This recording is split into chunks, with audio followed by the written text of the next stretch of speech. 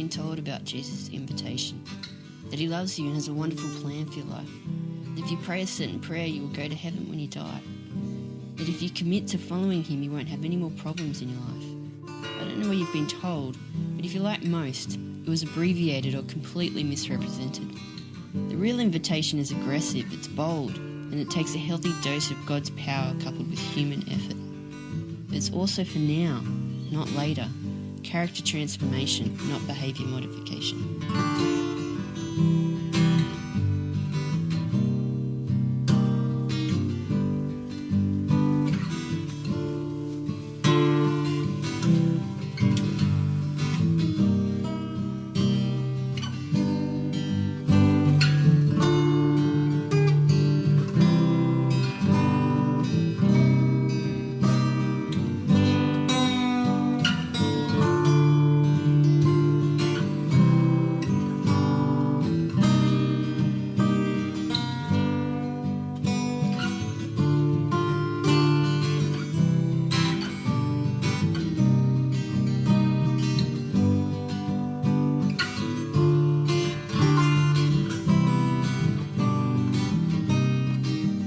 Jesus invites you to attune your character to his, to possess a heart and life like his. Nobody is saying you can earn it. It'll take God's grace. Nobody is saying it'll be easy. It'll take hard work.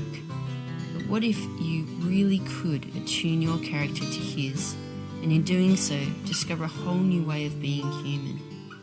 If your life feels unmanageable, Jesus thinks he can help.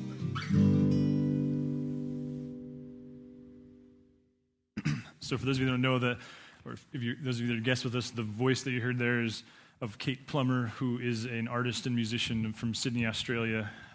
And we extended an offer to her to join us on staff here several months ago as our worship and arts pastor.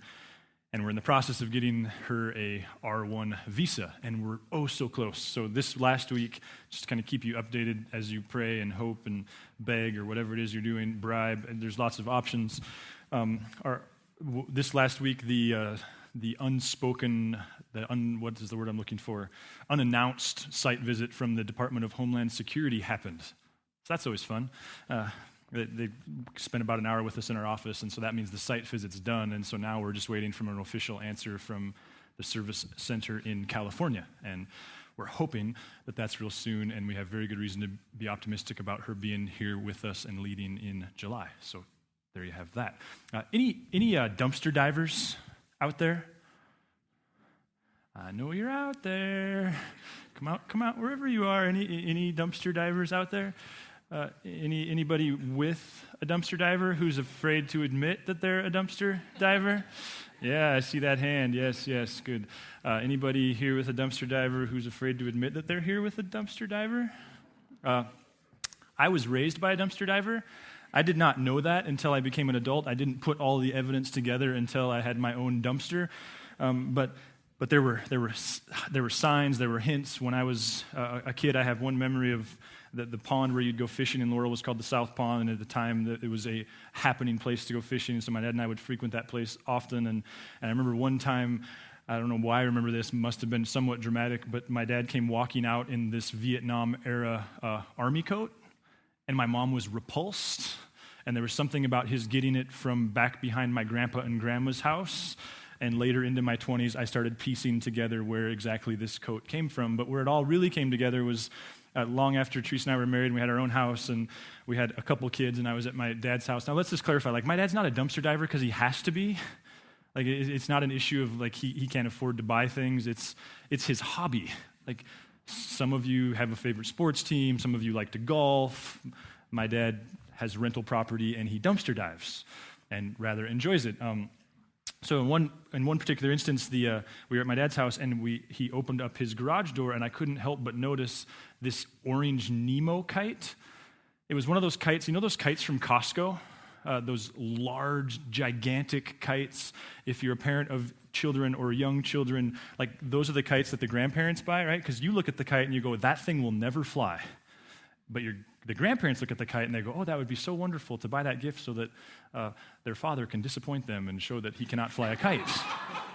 Anybody else had that happen? Like, these things are gigantic. I mean, it'd be easier to fly a lead balloon, but so some well-intentioned person bought Lincoln, who was probably 2 or 3 at the time. It was the Nemo version, and I mean, they're not even flat on the bottom, right? Like, I mean, I'm not a physicist, but I mean, they've got a wing, but they're completely three-dimensional in the middle, and the design was that the air would go through his mouth, and so we got this kite, and I remember when we took it out, my grandpa has a large field across from his house in Billings, and it was a windy day. It's always a windy day, and so it flew so long as I was sprinting across the park, right? And then the moment you stop running, and it just crashed into the ground, and Lincoln would cry or whatever, and it was this hour-long moment where I could prove to my son 1,000,001 ways that I could disappoint him. And so when we got home, there was enough structural evidence for me to deem it unflyable, and so I just set it aside in the garage and tripped over it 1,000,000,000 times. And then eventually and I know you do this no matter how old, there's like a fly there. I know you do this no matter how old your children are, but about the time that you're convinced that they've lost sight of it, that they no longer know it exists, I took it to the dumpster. Because I am not a dumpster diver, I am a dumpster provider. Like, I fill the dumpster full of instruments that other people can dive for. So anyway, we're at my dad's house, and he opens up the garage door, and there's the kite. And I was like, what? You got the same kite? And then I started looking at it, it's like, no, that's my kite. Like, that's the kite I threw in the garbage. And so Matt's like, where did you get this kite? Did you get this out of the garbage can behind my house? Because it looks I might have got it out of the garbage can behind your house. Like, why? Well, because it looks like it might still work, and I'll fix it. No, you won't fix it. It'll just lay there and collect dust. And, well, it might fly. No, it won't fly again someday. And then I walked around the side, and there was this... someone had bought us at some point one of those fire pits, but there's like the nice bowl-shaped ones that actually will hold a fire, and then there's the ones that are like a house. You know those ones that they're tall, not flat, and you like have to stack the wood up inside of them, and they don't really work because that's not how you build a fire straight up. And so we used it a couple times, and by this time I'd figured out that there were dumpster divers in our neighborhood, so I thought, well, I can make this easier for you. I'll just set things next to my dumpster. And I didn't know at the time that it was all going back to my dad's house, because I would just set it by the garbage, and it would reappear, and someday we'll be filtering through his stuff, and I'll be throwing stuff away for the second time. I will go home for like the 4th of July or back to Billings for the 4th of July, and he'll come walking out in shoes that I know I threw away after my senior year of high school. Like, Dad, I wore that shirt in my senior pictures. There's a reason why I threw it in the garbage. Anyway, so I walk around the corner, and there's this fire pit thing. I'm like, Dad, that's the fire pit that I set next to the dumpster. Yeah, I mean, you guys have a good dumpster. You'll never use this thing. Now, we laugh, but okay, so we've established the dumpster diving. Any garage sailors? Yeah, raise your hand, exactly. Because I've got a theory, and my theory is this. I think dumpster divers have a higher IQ than garage sailors. Now, hear me on this, because I know this is sacred ground, but really, like, what is the difference between what is retrieved from the dumpster and what is bought at the garage sale? Yeah, okay, little kids. I think it's the temperament of the host. See, because I don't have any desire to host a garage sale. Like, I don't want to work for 2 days and haul stuff out of my lawn and have people filter through my underwear and buy them for 10 cents, and at the end of the day, like, have like $2.35 that I've worked 20 hours for. So I just take it to the dumpster, or I take it to Good Samaritans, or wherever it is that we take it. Or there's the garage sale people. So really what we could say is, those of you who buy stuff at the garage sales, you're buying stuff that you could have got out of a dumpster if it would have just been a different person that owned it. And the mantra of a garage sale is what? One man's junk is another man's treasure. Now, what does all this have to do with anything? Well, stick with me for just a second. Do you know anybody of profound potential? Now, that can be a very shaming word as well, and we'll come full circle, but do you know somebody who you just go like, oh my word, and maybe you've even said to him, like, you've got more potential in your pinky finger than I've got in my whole person, and maybe it was in athletics as you're growing up, or maybe you're a student today and there's this kid on the team and you know that he's way, way lazy, and if he worked half as hard as you did, that he would like be the star of the team, and you work really, really hard just to make the team, or maybe you work in a company and you're like, man, you are so skilled with people if you would just engage, or maybe a student. Have you ever known somebody of incredible potential who left that potential unrealized, uncapitalized upon? Ever been there? And the kind of ominous feeling of seeing like, oh man, there was all this capability, all these things, and it's just not going to happen. Why does that happen? What causes potential to go unrealized? Or shifting gears again, have you ever set a goal? You ever set out to accomplish something, maybe to get out of debt, maybe to save some money, maybe to go on a trip to a certain place, maybe to lose some weight or to train for a marathon or to lift some weights or to go back to school? Or have you ever set a goal that you didn't actually accomplish?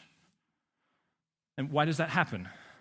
Because it was your intention when you set the goal for it to happen, right? So have you ever set a goal that you didn't accomplish, and why is that the case? Why does that occur? And what does that have to do with dumpster diving and garage sailing and potential? Or I was having lunch recently with my friend David at Taco del Sol, and we were sitting at the table, and I don't know if this happens to you where you subconsciously things happen inside your head, and only later do you realize that subconsciously they happened in your head. Do you ever have that happen? Are you with me? Do I need to just go check into this psych ward? Right, like you okay, I'm just going to assume that you have that happen too. So I was having lunch with him, and these two girls who couldn't have been more than 12 or 13 years old, they walked into Taco del Sol, and subconsciously what I noted, though I didn't realize that I noted it until I started to really think about what Jesus is getting at in the text that we're going to look at today, subconsciously what I noted is that one of them, again, who couldn't have been more than 13 years old, the side of her neck that I could see as she was headed for line was covered in hickeys.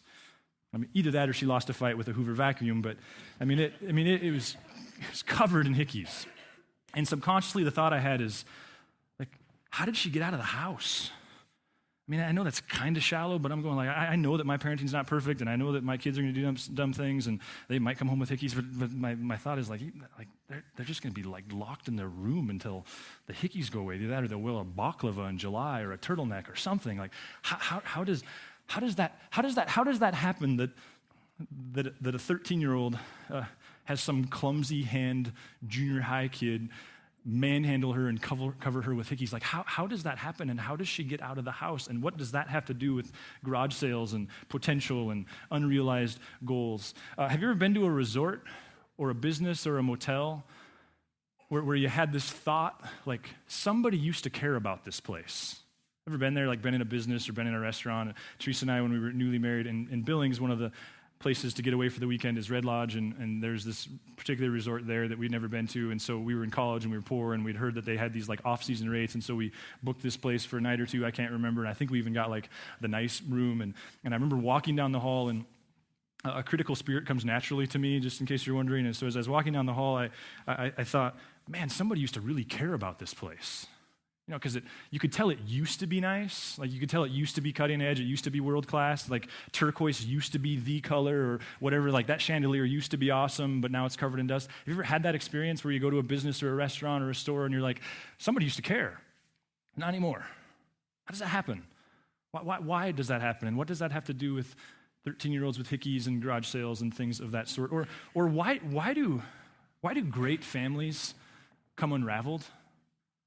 Now, if you're a guest with us, and I realize there's some risk, and maybe you've avoided church because you're like, yeah, this makes me feel bad about myself, and please understand, we all have better things to do than to create experiences where you come and feel bad. That's not my intention, not at all. But I do think you're here to because you want to be challenged, you want to wrestle with who Jesus is, maybe you follow him and you want to grow, maybe you're just like, I don't know about the whole Jesus thing, but help living well, that would be great. My desire is not to shame you, it's not to stuff your nose in any kind of past, anything like that, but seriously, like, why do great families, great marriages come unraveled? Like, not the ones where you attended the wedding with like your fingers crossed behind your back. Like, we know those ones too. Like, yeah, I don't know, but hey, good job. Not those, but like the friends, you know, like the people that you really, really respect. The people that, like, if your marriage was in trouble, or your kid's marriage was in trouble, you'd be like, call them. Why does that happen? And what does that have to do with, 13-year-olds with hickeys and garage sales and things of that sort? Or finally, just one more example.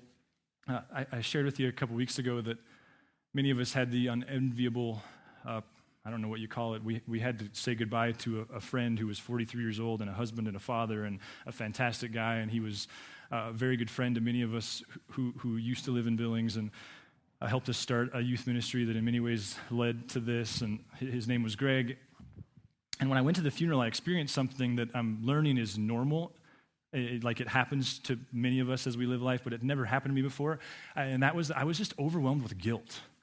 And I couldn't even call it guilt at the time. Like, I didn't even know that's what I was feeling, but I walked into this funeral service for this guy who used to be a really good friend, like talked weekly, vacationed his families, that type of a friend, and came to the realization, like, that's been 7 years, and had that overwhelming feeling of, like, I failed him. Like, this is a remarkable man, a remarkable family, and we don't talk anymore. And he was a huge blessing. Have you ever had that happen?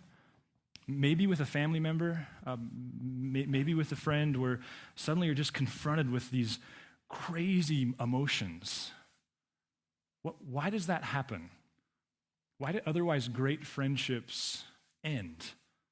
Great relationships, people that, there was a time where you would have taken a bullet for him, so to speak. There was a time where you'd have done anything for him. There was a time that you were the person that at 2 a.m. they called you, and then suddenly you come to the realization that it's been 10 years. Why does that happen? And what does that have to do with hickies and garage sales and all of these different things? Well, here's what I think. I think it confirms something that Jesus points out in Matthew chapter 6, and that is that we were built to treasure things. Like, we were absolutely from the core. If you buy into God and the fact that he made you, then what the Bible says is that you were built from the very core to treasure things.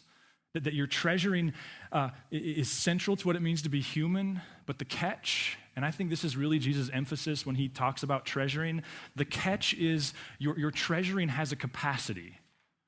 Kind of like when you graduated and you left the house and you realized that your parents' financial support had a limit, right? Or some of you are going like, I wish they would learn that. Like there's a fixed amount. Like, you have a job, you make so much money, you have so much resource to work with, there's a capacity. What Jesus really spends a lot of time unpacking is that your treasuring capacity is limited. And thus, he really wants to coach us on how we do that. Now, if you're stepping in for the first time since Easter, we are about 2/3 of the way through a series called Attuned, and that was what that video was all about, where we've really been asking this question, like, what is Jesus' agenda? What is his invitation? And what we've been exploring is that in the Sermon on the Mount, Jesus unpacks his desire to transform our character, not behavior modification, character transformation, that he wants our heart, not our outward observance, that he wants to shape who we are, that when we reach the point where we recognize that life is unmanageable, Jesus says, I would love to help. Like, that's central to what it means to follow him. And now what we've been exploring in chapter 6, we did it 2 weeks ago and we'll finish up chapter 6 today, is he begins to offer some warnings. Like, okay, when you receive my compelling invitation to be a person of character, understand that even people with the best of intentions, they get derailed. And we talked 2 weeks ago that one of the ways that things get derailed is we become preoccupied with our reputation. And the second part of that is a warning from Jesus that we can get preoccupied with our treasuring. And in verse 6:19, he says this, do not store up for yourselves treasures on earth, where moths and vermin destroy, and where thieves break in and steal. See, that you will treasure, it was never really Jesus' concern. It's assumed. Jesus, he recognizes you are going to treasure some things. You are going to value some things. You have this fixed amount of resource and time and energy and attention and emotional energy to give certain things, but recognize that you only have a limited amount. And so his concern isn't so much that you will treasure as it is what you will treasure and who you treasure and how you treasure, and that we treasure wisely. On Monday is my day off, and I don't know if this happens to you, but like on a Monday, I have this long list of things that I need to get done, and many of them are like house repair, house maintenance types of things, and they always end up at the bottom of the list. And so by 3 o'clock, when the kids get home from school, the fun hobby things are done, and the house things are still undone, and that just kind of perpetuates itself. And so this is one of those Mondays where I just had that kind of task mindset, and the kids got home from school and was able to kind of, next thing you know, it's dinner, and then we had dinner, and then my wife worked nights that night, and so I was like, okay, be a good dad. I'm trying to be intentional and be present with them. So, hey, let's go in the front yard and let's do something. And I have 3 boys, and the crazy thing is they never want to do the same thing. I'm sure this isn't unique. And so in this instance, Chase, he's our middle one. He wanted to work on his soccer moves. And then Lincoln, he's our oldest. He wanted to play catch with the football. And Justice, he's the youngest. He said he wanted to play catch with the football, but really what he means by that is he wants me to throw the football at his face, and then he likes to wait and see how close it can get to his face before he gets out of the way, and then it goes into the bushes, and really his goal is to make his brothers laugh. And so in this instance, the three of them kind of fanned out across the front of the lawn. Chase is on the far left. He had a soccer ball. Lincoln's in the middle. He's got a football. Justice has got a football. And so I'm doing this thing where I'm catching, and it kind of looks like the polka, and it lasts about 3 minutes before you're exhausted, right? And you retreat into the house, and actually what happens is they all start laughing, and you kind of slip in the front door because they don't realize you're gone. And then they discovered, so I'm in the kitchen, and I can hear them now. They're in the backyard, and someone had given them a beach ball. And again, if you have boys, like those 99-cent beach balls from the dollar store, they have a life expectancy of about 33 seconds at my house, but like we need the industrial-sized beach balls, and they had this cheapo beach ball, and what they figured out was that they could play baseball with this beach ball and try to hit it over the fence, and sometimes it would go in the tree, and then they had to throw things in the tree and get the beach ball out of the tree, and they're like, Dad, come play baseball with us. Dad, come play baseball with us. And I'm going like, what went through my head was one swing of the bat and the ball's over the fence. Like, what fun is that? And I had in my head that one of the things I needed to get done was I wanted to work on my bonsai tree, which is super nerdy, and it's a problem I've had since I watched Karate Kid when I was like 10 years old. But I had this task that I really needed to get done. And so I justified it, and I said, well, I'm gonna take the bonsai tree out on the deck, and I'm gonna put it on a little end table thingamajig, and I'm gonna like work on that, and I'll be present with them because they'll be playing baseball. And you know, if you have kids, like what happens is every 2 minutes they go, hey, Dad, play. And you go, okay, just a minute. Hey, Dad, play. Hey, okay, just a minute. I got one more thing. Hey, Dad, just play. And then next time it's like, well, time for bed. And then you wake up in the morning. And the next morning for me was Tuesday morning. And ironically, I was commissioned to teach Matthew 6:19 through 34. And I went, oh, yeah, this is exactly what Jesus is talking about. Like be careful, because you're built to treasure. But if you're not careful, you treasure the wrong things. And in fact, Jesus continues, so do not store up for yourselves treasures on earth where moths and vermin destroy and where thieves break in and steal, but store up for yourselves treasures in heaven where moths and vermin do not destroy and where thieves do not break in and steal. Now, I understand that we can make this super intellectual, like futuristic heaven, and there's a piece of that, but Jesus was so intensely practical and pragmatic that really what's going on here is he's pointing out your treasuring, it has implications for the future. Like how you treasure and who you treasure and what you treasure, like that translates to the future. It doesn't just go away. That depending on how you treasure depends upon whether 5 years and 10 years and 15 years and 25 years, and if you believe Jesus is who he says he is, 100 years and 1,000 years from now, how you treasure and who you treasure will determine your emotional response to how you treasured back then. That there's implications. That you have a fixed amount and you can waste it or you can use it well. I was at a conference about a month ago, and I was introduced to an artist by the name of Ryan O'Neill who leads a band, and really I think is mostly him, called Sleeping at Last, and he wrote a song called Emphasis. And it's a song that I think captures the tension of what Jesus is saying here very, very well. Let me just kind of set the stage, and then we're going to watch his performance of this song. It's a song about death. And in the song, he says, death it forces us to deal with some really uncomfortable questions. So I invite you to turn your attention to the screen.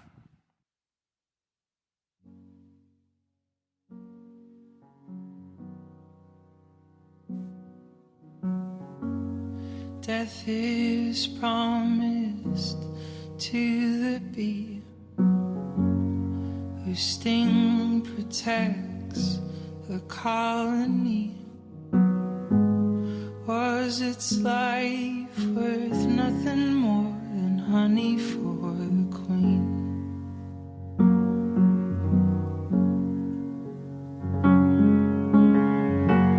Life is a branch and it is a dove, handcrafted by confusing love. Sign language is our reply when church bells make no sound.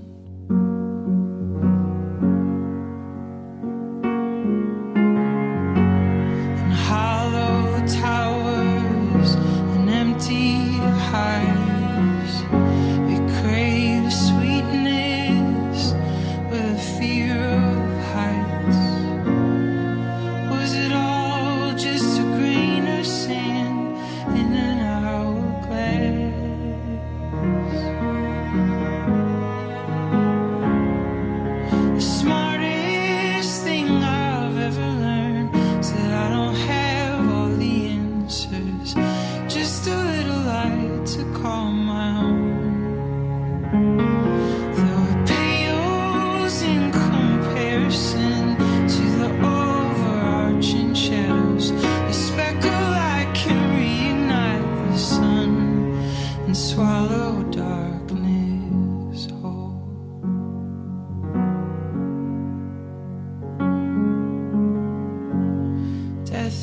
cold, blindfolded kiss. It is the finger pressed upon our lips. It puts an unwanted emphasis on how we should have lived.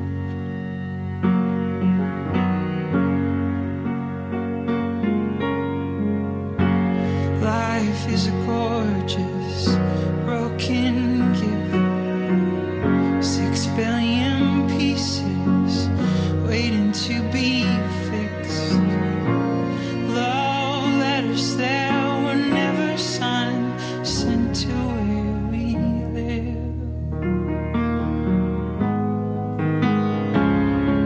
The sweetest thing I've ever heard is that I don't have to have the answers, just a little light to call my own. Though it pales in comparison to the overarching shadows, a speck of light can reignite the sun and swallow darkness whole.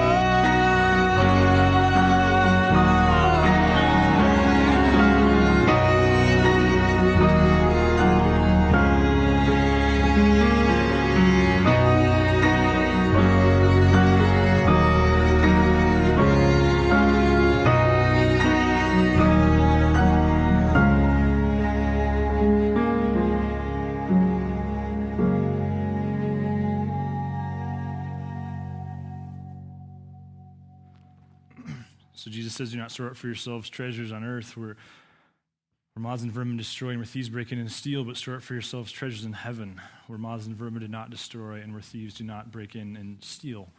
See, he's pointing out to us this painful yet obvious fact that physical death audits our treasuring, that it's going to ask us to force us to ask these really uncomfortable questions.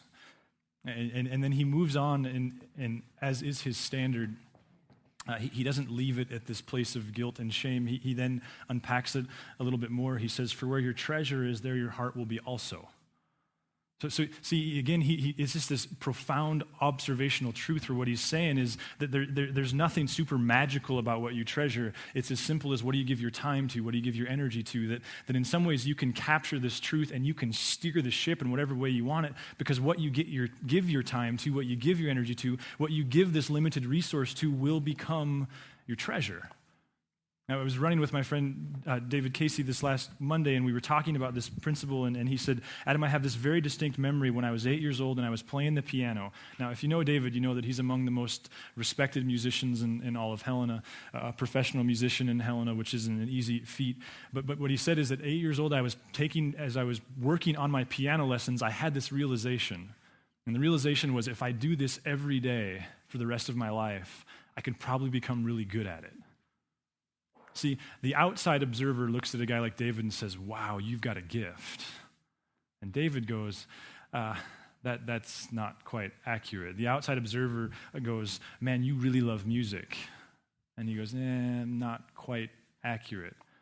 It's a function of time. It's a function of energy, that what we give our time and energy to becomes our treasure, which isn't a shaming thing. It's not a threatening thing. It's actually a very freeing thing. See, I'm going to argue that the reason that a girl that has hickeys all over her neck walks into Del Sol without them and is kind of displaying them almost as a trophy is because her daddy's treasuring the wrong things. And again, I'm not trying to be a jerk, but because someone's not treasuring her, she thinks some clumsy-handed 13-year-old kid is. Like, that's a big part of the reality of the situation. And when a family unravels, again, my point is forward, not back, but we know, like, somebody started treasuring something else. And that can be a thing, it can be a job, it can be an occupation, it can be a substance, it can be another person.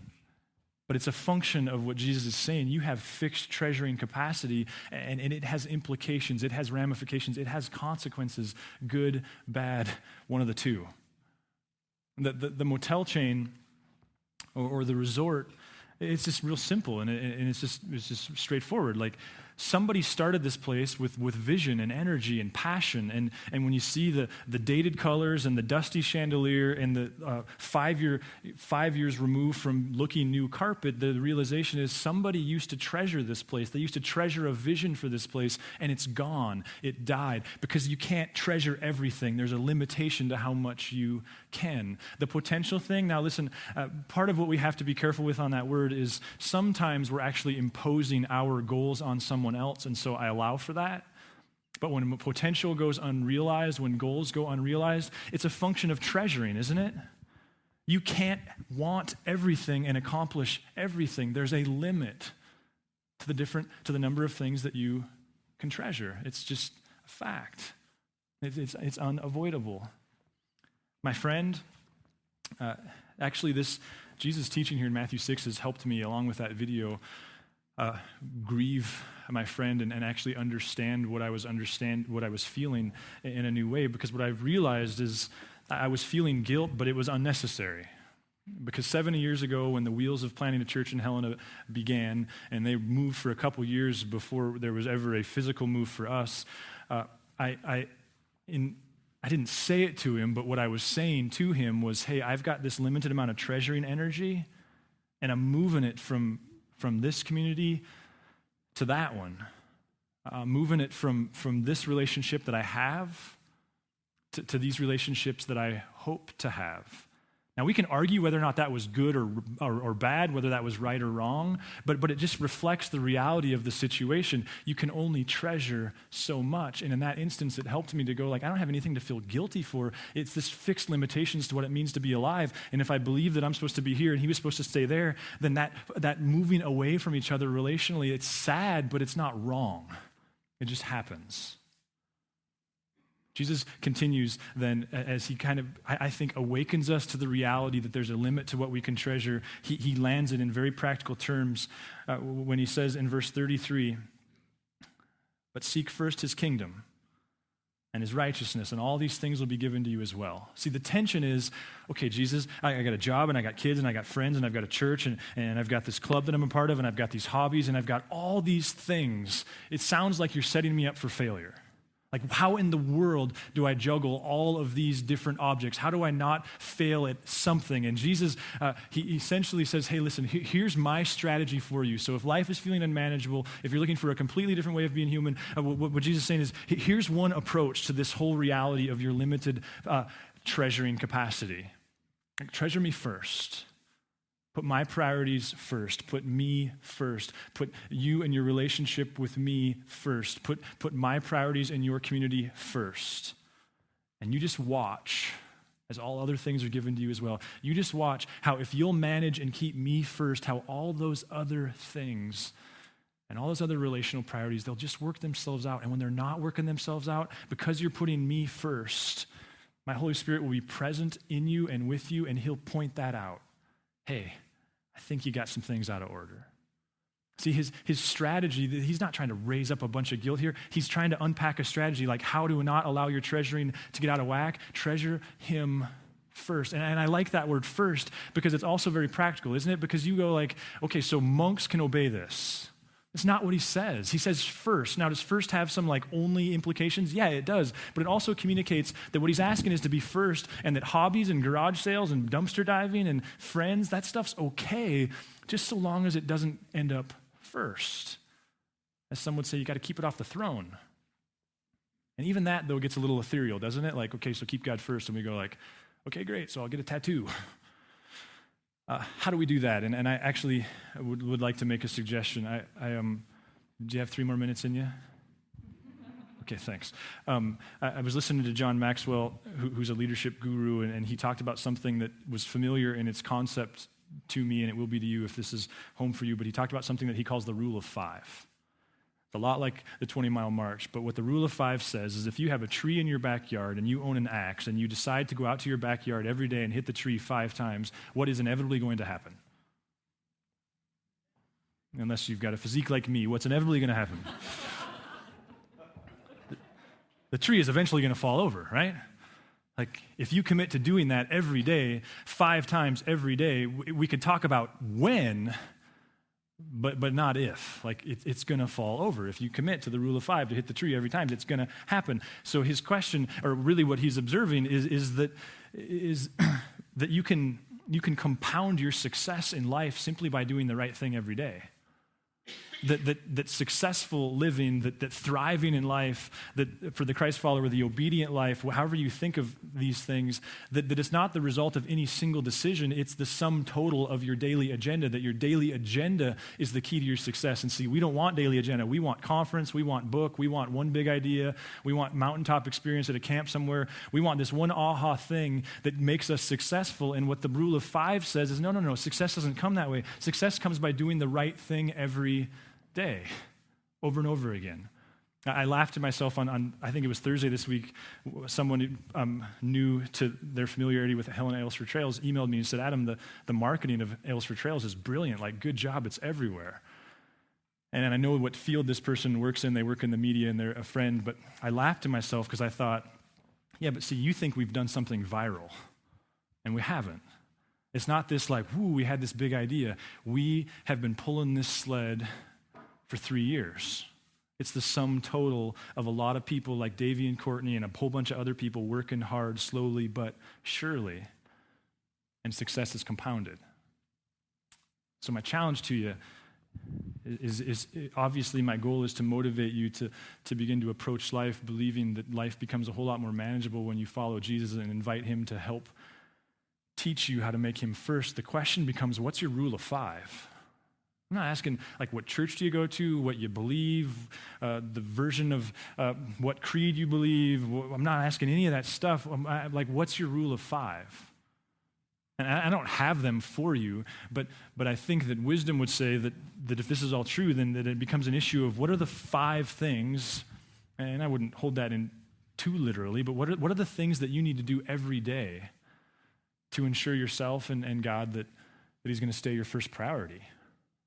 Now, we could talk about some general ideas, and if that's helpful, I will do that. But I'm going to argue for solitude and silence that it's a non-negotiable. I look back and I see that over the last 14 years, every day, I start my day by reading something and writing something and praying something and asking something and thinking something.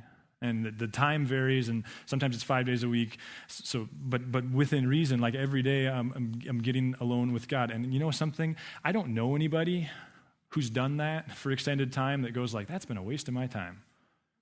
And I know that we go like, well, yeah, but it's so legalistic. Yeah, it is. It can be. But it's easier to work with that than it is just doing stuff when you feel like it. And I would point to the New Testament. The guys Jesus worked with were the legalists, the Pharisees. The Sadducees, they were kind of like, whatever, I do what I feel like. It was the Pharisees where Jesus went like, hey, I can work with this.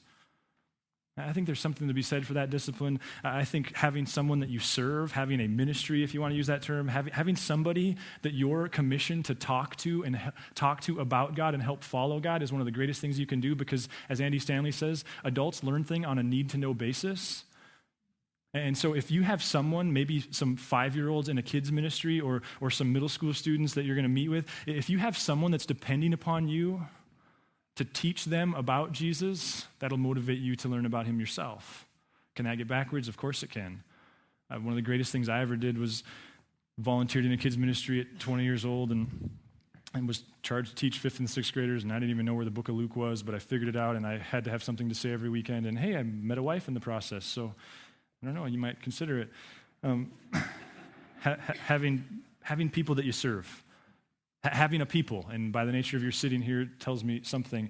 Listen, I am not of the mind that attending church every Sunday is the be-all, end-all goal. I understand it's not fail-proof, but I can't tell you how often I'm sitting across the table from somebody, and I'm helping them navigate some level of brokenness, and I have to figure out whether or not I have permission to say, helping you with this would be so much easier if you were connected. And I'm not saying that to shame you. I'm not saying that because that would help our attendance numbers. But like if you had a people that you were journeying through life with, it would be so much better. Listen, God never calls a person in the Bible. He calls a people. It's always about a people. I think one of the greatest things you can do is be a part of a community. And if Narrate's not that place, there's lots of great churches in Helena. And another fourth kind of rule of 5, as I look at my own life and try to look for common practices, it involves giving.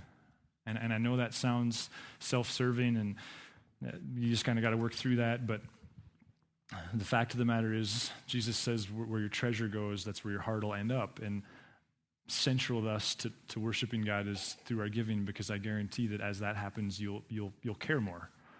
And you'll sit through a service with a higher sensitivity to, would my guest friend have liked that or disliked that? You'll just have a higher level of ownership.